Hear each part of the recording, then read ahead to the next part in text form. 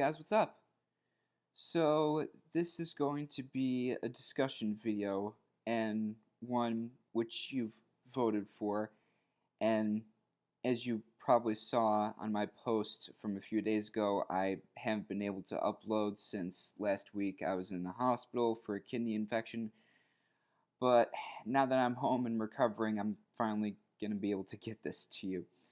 And obviously, this is a discussion that I've wanted to do for a long time, but I'm debating on whether or not I should do it because there were other topics that I kind of wanted to discuss more. But since you guys, really wanted to hear my view on this, I'm just going to do it because I'm here to serve you guys. So, why do I like the Star Wars sequel trilogy?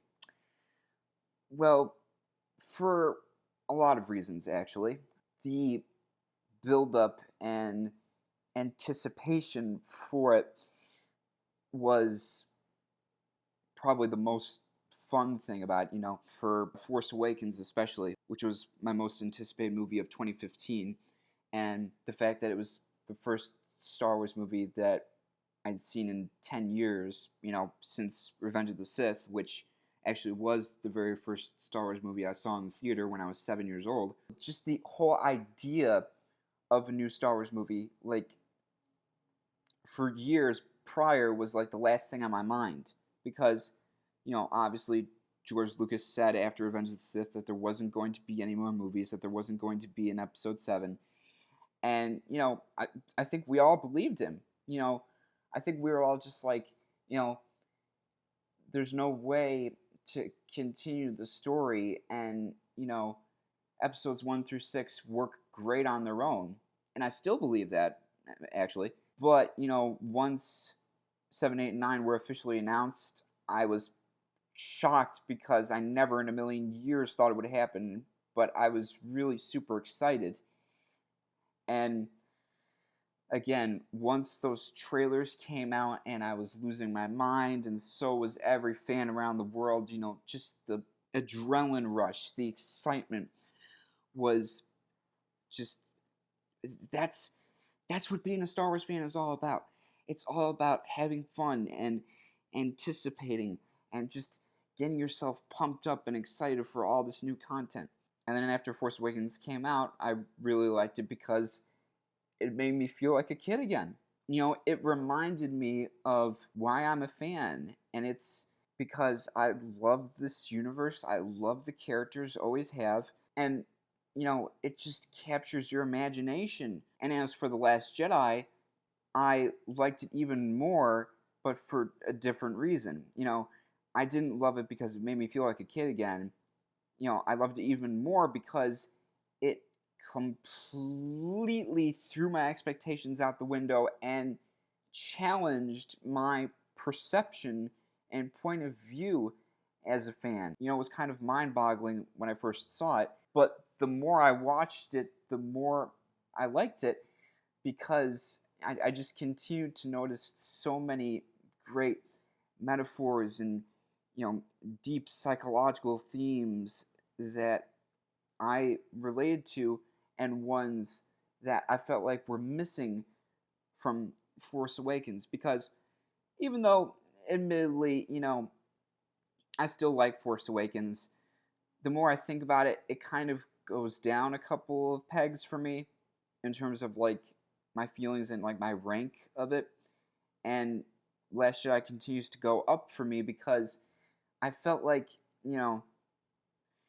other than rehashing so much of the original trilogy, which, is my biggest problem with Force Awakens, it just didn't feel like it was risky enough and bold enough, which apparently George Lucas thought the same thing about it, and I can agree with him in that sense. It didn't really try to do anything new. And even people who loved Force Awakens at the time, that was their biggest criticism, that it redid and rehashed so much of what came before. Whereas Last Jedi, I think, has a perfect balance of nostalgia and new stuff. How, the characters drastically change, Luke especially, and that's why I love him so much in this movie, and why I think he was better in Last Jedi than he was in the finale of Mandalorian Season 2, because, again, the reason why Luke is my favorite thing in that movie is because it reminded me of why he's my favorite character. Because he's human. He's relatable. He makes mistakes. He fails. He did constant times in the original trilogy. And him being inadvertently responsible for his nephew's turn to the dark side and that traumatizing him and causing him to give up on everything not only was set up in Force Awakens, but the way it's explored and explained, I think, was brilliant and heartbreaking. And in my opinion, Mark Hamill gave an Oscar-worthy performance in that movie, because you could just tell, even from moments when he's not talking, when it's just his face, you can tell and see the pain and just anguish on his face from losing everything and him blaming himself. And again, as I said in my review for The Last Jedi, that's the key to understanding why Luke acts the way he does in that movie. If you look at it from his perspective, making a huge mistake like that had dire consequences, even though you didn't intend for those consequences. He wasn't intending on killing Ben Solo, despite what the fandom as blindly believes. He wasn't intending on it, but he was clearly tempted by the dark side too, and was letting his fear and anger at the possibility of losing his students and Han and Leia blind him and, control his actions, and that's a sign of the dark side, that one of the reasons why the dark side is so powerful is because it preys on your anger and your inner desires and makes you act before thinking. And again, Luke did pretty much the same thing before in Return of the Jedi, when he let his anger and fear at the possibility of losing Leia to the dark side cause him to nearly kill Vader. It's the same moment, just with different contexts and outcomes. And another reason I loved Last Jedi so much was because it really broke the Star Wars formula and took the story of Force Awakens in an unexpected, bold direction, in my opinion. And I think that's primarily because Rian Johnson is not at all the same kind of director as J.J. Abrams. Prior to Last Jedi, Rian had mostly done indie movies. He was a complete outsider in terms of the whole, blockbuster studio movie world. I can imagine, making a movie as huge as that would be intimidating, especially when you're used to doing things a lot smaller.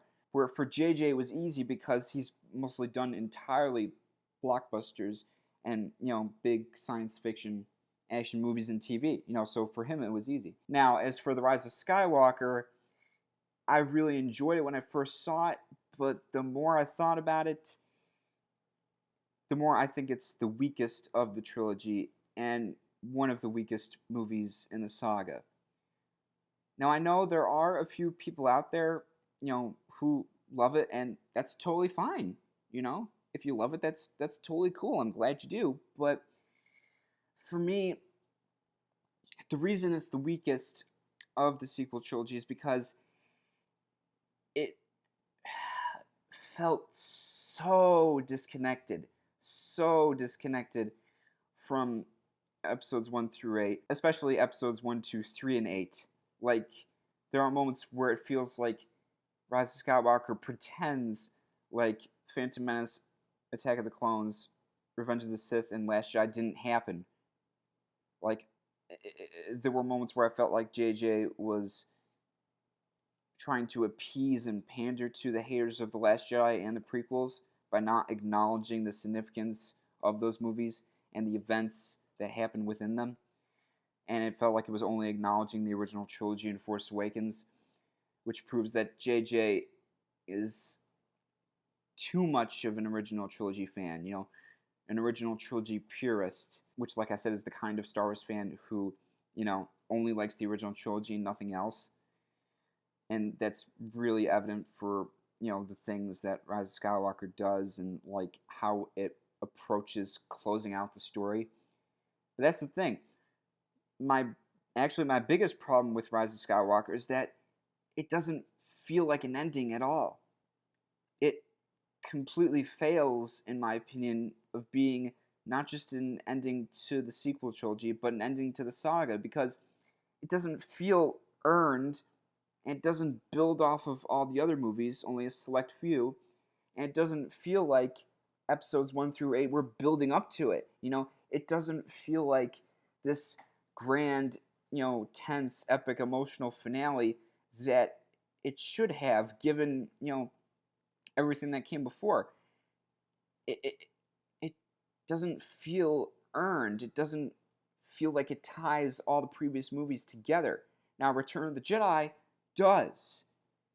Return of the Jedi succeeded in being an ending to the original trilogy as well as the first 6 movies, because it built off of the prequels, it built off of New Hope and Empire Strikes Back, and was able to tie them all together in a meaningful and emotional way, with, most importantly, with Anakin, fulfilling the prophecy of destroying the Sith and thus sacrificing himself for Luke.